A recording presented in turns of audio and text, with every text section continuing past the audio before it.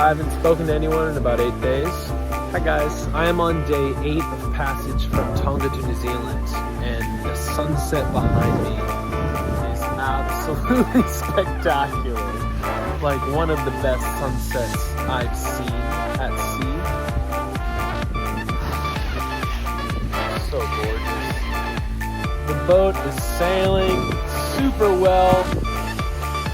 It's really, really like calm. There's some good wind right now, but just the sunset behind me is incredible.